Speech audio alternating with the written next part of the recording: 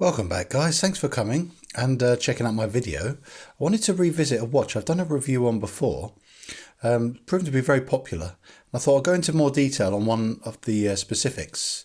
I did a comparison video between this Parnis here, the Parnis President, and I did it compared to a Explorer homage, which was also a Parnis, and they both have the same movement. And I give you an idea of which the two I prefer, and that is this one because it's still in my collection.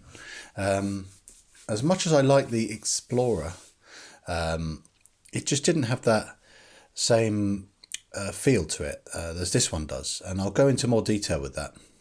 For anyone who's interested in getting a Parnis, I would say before watching the rest of this video, I'd say it's good to do your research. It's good to check out these videos because it really does help. There's a really good community out there. There's a huge community of Chinese watch lovers out there, and I'm one of them, I must say. And not just Chinese watches, but watches in general. And I think it's a hidden gem of a thing out there for people who are into watches to be able to get something that's really well made. Looks really good, and they generally prove to be quite reliable, and not all Chinese watches have the image they should.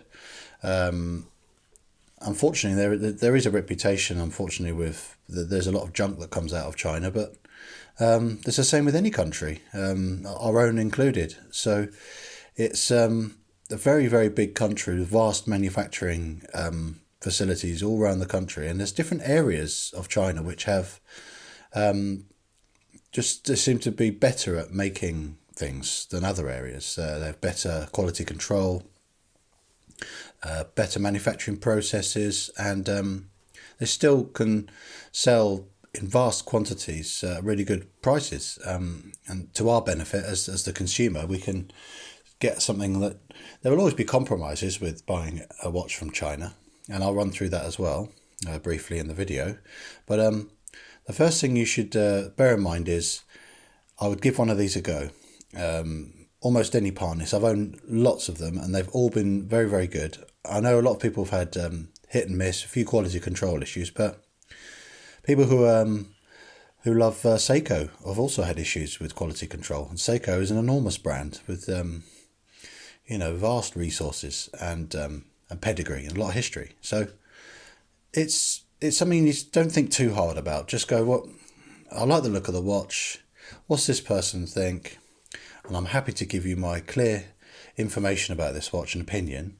A little bit of history behind Parnis. They don't have a huge amount of heritage, that's for sure. You're not paying for that. You're paying for something that's, for the money, very well made. For me, it's proven to be very reliable. I've had this a few months now and it's been exceptional.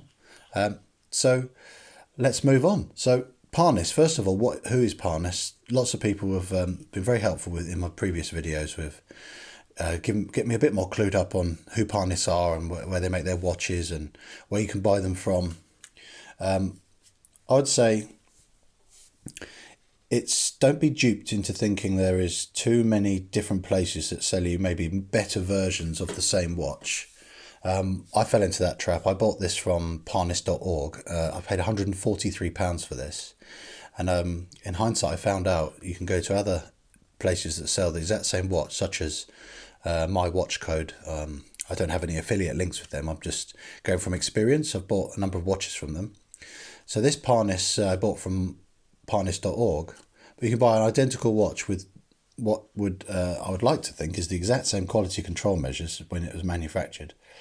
From My Watch Code, and they sell it for approximately £100.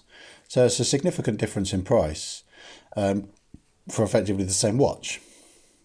So I recommend doing your research like you are now watching this video and do some shopping around and know what to expect. So Parnis watches, they make thousands of watches and they put lots of different movements in them. Generally automatic mechanical watches. They do very few quartz models. They do a Daytona homage, which is very popular. I've owned one of those briefly and it was fantastic. I decided to keep a Pagani design equivalent instead because I just preferred that one a little bit more. But regards to this watch, the reason why I chose this is I can't afford a date just Rolex. They're not far off £10,000, between £8,000 and £10,000. The prices fluctuate wildly, especially at the moment. But paying £143 delivered from China, that's that's a significant difference. And I'm not a brand snob. I love the look of the watch. When I was a young boy, I just loved the look of the Rolex. I didn't even know much about them. I just look in the windows, and I just liked their classy design. I always have. I like two-tone as well because my wedding ring is two-tone. So it's a very personal choice. They do have the colour options of this watch. It doesn't have to be the two-tone gold and stainless. You can get all gold. You can get gold with a black face. You can get gold with a silver face. There's so many options. You can even get with the diamond, fake diamond indices going around here. So this is the one that if I was to buy a date just, it would look almost the same as this, and it would be this size. Now I'm going to run through the quick dimensions of this watch. I haven't got a weighing scale, one of those digital ones yet, but I can assure you this is a very light, comfortable watch because of the size. I mean, size-wise, it's approximately 36mm case size. Because of the quite large dial and slim bezel, it wears well for its relatively old-fashioned proportions. So I wouldn't be too concerned about that. I'll put it on my 7-inch wrist, which is fairly average for a man. And as you can see, it wears well. In my opinion, it's got a good size to it. Now, regards to the dimensions, the lug to lug, which is the height of the watch from there to there, which can dictate how well it can sit on your wrist, and it's helpful to people who maybe have more slender wrists to know how tall the watch is. It's not going to be too bulky on their wrist. It's only a 43mm lug to lug, so that's quite short. And in comparison, just to give you an idea, I've got a few dive watches, and that's they're creeping over 50mm, and they still look fine on my wrist. So you can get an understanding that's a nice little bit shorter, and it wears really light and comfortably on your wrist. And because of the flexibility of this standard Jubilee bracelet, it conforms so well to your wrist. You see, it's got lots of flexibility, and it's really comfortable. And that's something. This is my first watch with a Jubilee bracelet, and I'm sold on these because they are so comfortable, and you can't go wrong really. And there's a 20mm lug width. So if you do decide to put a different strap on this, strap availability is really good. 20mm is a really common size, so you could put this on a leather. There's so many options because of the colourway. You can go for a dark brown. You could even possibly get away with black, grey even. You've got so much choice, I'd say, with how you could even dress this watch up or down. And then moving on to the thickness, it's relatively thin as well. It's 11.5mm thick, which I'd say is perfectly acceptable. It's a decent thickness considering it has an automatic movement. Now, this is a Chinese movement. I'm not familiar. I've struggled to find out exactly what it is. I'm sure someone's going to help me. I really appreciate it, but it's not a Miyota because they are branded. But this is pretty. I'd say it looks good, and the most important thing is it accurate? And I'd say yes, very. I've had this a few months now, and it's falling within 5 seconds plus or minus a day. And that is fantastic. I can't complain at that. That is really, really good. So it keeps really good time. And moving on to time, it's got a screw down crown. So this has got supposedly 50 meters water resistance, which is acceptable for a more dressy watch, sporty casual kind of watch as well. I would say it's kind of an all-rounder for this kind of watch. So a screw down is good. And then in the first position, you've got manual wind, which is really smooth. Lovely feel to it. So this is if you haven't worn it for a few days and you want to give it a quick boost without having to shake it. This is a good feature to have on a watch. If you pull it out to one more position, you can then do the date adjustment. Nice positive clicking action. So you've got quick adjust on there, and it's got hacking as well. So when I pull it one more click, you can see the second hand stops. So for me to get an idea of how well this is keeping time, I can say on a Monday, set the time to bang on what my phone is saying on the GMT app, and a week later I can check it and I can see how far out it is. And that's how I can get a fair reading of how accurate my watch is. And it's really good. So, screw in, nice positive action with nice threading on there. Another detail I like they've done, they've signed the crown with the Parnis P. And the thing, that's a small detail, but I think it's still good that they managed it, is it actually faces the right way up. I mean, this could tighten in a touch more. And there you go, it's how it should be. It's facing the right way. So many watches I've seen where you tighten the crown in, and you look at it and you go, oh, that's nice, it's got a signed crown. And then the logo is in some weird squiffy position. This is £100 watch, and they've still managed to line that up. The other thing that's really good about this watch is the fact it has sapphire glass on the front and mineral on the back. So sapphire is good because it's scratch resistant, and this Cyclops is I'm not sure what material that's made of, but I've worn this watch doing gardening, baking, DIY around the house, and it's only picked up very, very light scratches on like the polish sections. But you can get some Cape Cod polishing cloths, and it literally buffs them right out. So you can look after your watch really easily.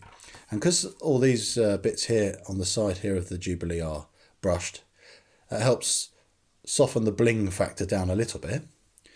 But it is a stainless and gold watch, so there's going to be an element of bling to it. But it's nice to have something to soften it down a bit. The dial's lovely. Sunburst effect, as you can see. It's very subtle, but it's better when you're out in the broad daylight. It's really pops. But it's good there. It's got some subtle contrast on there. I think it's got nice applied indices. Lume's okay. I actually charged this up, and in the middle of the night when I wore this, I could still read the time. It was hours and hours afterwards. I had a quick peek at the watch in the middle of the night, see what time it was, and I could read it still. So that proves it's very good, even for a Parnis, which don't really normally have good lume. It works. It's acceptable is the best way to put it. So if I was to summarise sort of more of the pros and cons of this watch, which I've noticed in owning it, the pros way outweigh the cons, hence why, for someone like myself who's quite into flipping watches to keep the collection interesting and sort of get more of a feel for different watches and a way of exploring and seeing different watches, you end up flipping them. But this one is staying because the positives way outweigh the negatives. So I'm going to fly through the positives. First of all, the size and weight I love. It fits so well on the wrist. The finishing is really good. There's only a few minor imperfections, like for example, here you can see a little lump in the material just there where my thumb is. But I mean, that's being picky. It's just where it's not. I mean, I could brush that out if I really wanted to. What was the other thing I noticed? Oh yeah, the Cyclops doesn't perfectly line up square. You probably see better in the camera than you can actually with your naked eye, strangely. It's ever so slightly, probably 0.5 mm squiffy, probably clockwise out of alignment. But that's the only quality control issues I've noticed on this watch. All these screw links are really good. These screw out, tiny little screwdriver, which is I recommend for anyone who has watches who are minor tweaks and adjustments. That was so easy to take out and adjust and get the size to what I wanted. That's the other positive. This butterfly clasp, even though there's a bit of play there, as you see, there's a bit of a gap. It feels fine. It's decent quality. It's got a nice bit of pelage machine work on there, on the butterfly clasp. It's even got etching on there, the Parnis branding. And the other thing I like is, because it's got small links in a Jubilee bracelet, when you size it up, say for my 7-inch wrist, when I sized this up and put it on, it's a weird sort of Goldilocks moment when it just felt so perfect. I mean, it is so comfortable. And there's never any snagging of hairs. You see, I've got hairy arms, as a lot of us have, but never had a single pinch or plucking of a hair because of this bracelet. It's so well made, and I like the brushing all on the bottom. It's all brushed underneath. I just think that's really classy. I love the movement, looking at it. It's pretty. I think I like that they've decorated a little bit. If the colourings are nice.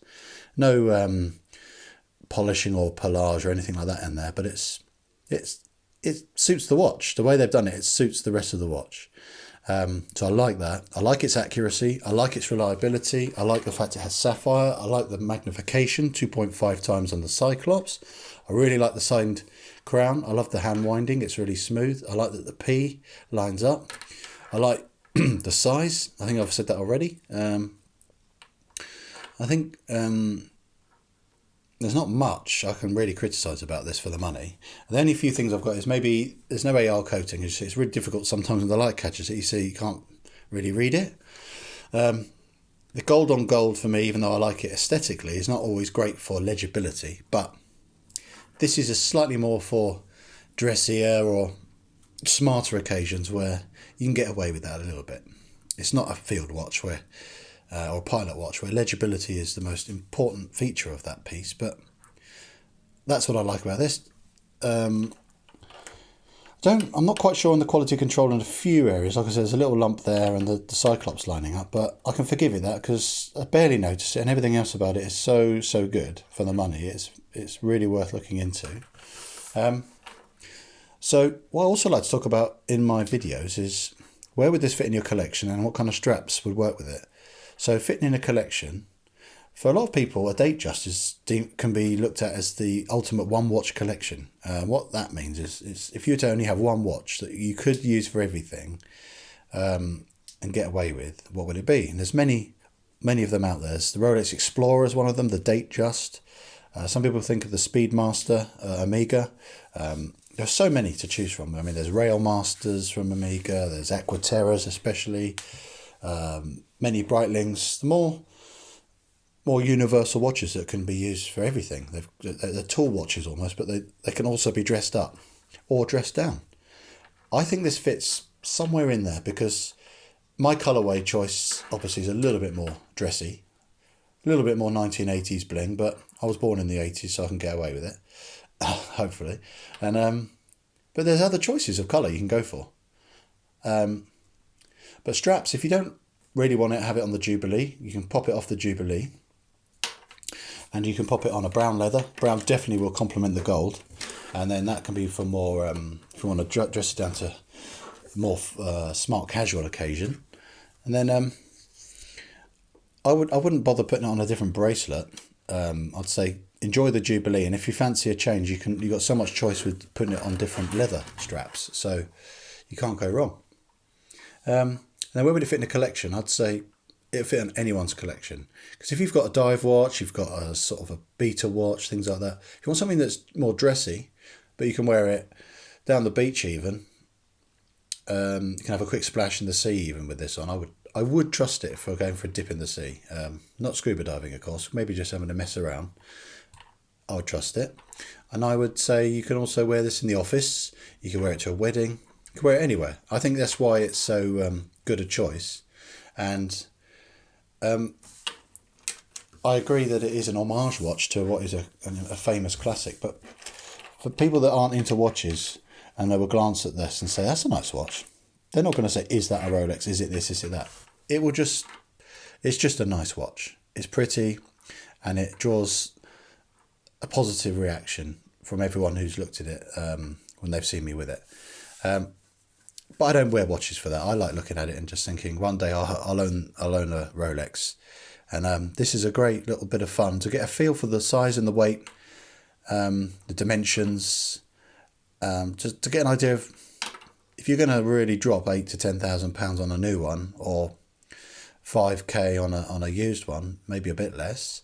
At least you know you're committing to something that's very likely to feel right on your wrist. So, final thoughts on alternatives for this. I'd say final thoughts are buy one. I love it. I don't think for the money you can go wrong. And you've got different choices available for you for colours. So it's likely most tastes will be met. So you can't really go wrong. Alternatives, well, that's a whole other ball game. There's so many alternatives because of how many homage watches there are out there that it's very difficult for me to pick out any one in particular. So I'd say keep doing your research, have fun looking. That's part of the fun of watch buying is I'd say 80% of it is the chase, and then the relatively long wait time from ordering it from China. It's makes the waiting more worthwhile. So and it's also the other thing to bear in mind, when it comes from China, it's going to come in a thing like this very likely. This was also in an envelope, but it's bubble wrapped, and then comes in a fairly bland sort of cardboard box, bit of foam in there, and then you get your tags and your guarantees, etc. And there's the links I took out. So that's what to expect when it arrives. If you bought direct from Parnis, of course, but if you get from my watch code, it will literally come in that in a special bag and then wrapped again. So if you're one of these people that likes to keep a pretty box, don't expect that if you want to get it for a lot cheaper somewhere else. So yeah, I don't think you can go wrong with one of these, and I really hope this video has been helpful. I've covered sort of a little bit of history behind Chinese watches in general. It's such a vast topic. I mean, I could talk all day, but I think it's easier to get to the point and say Parnis do make very good watches for the money.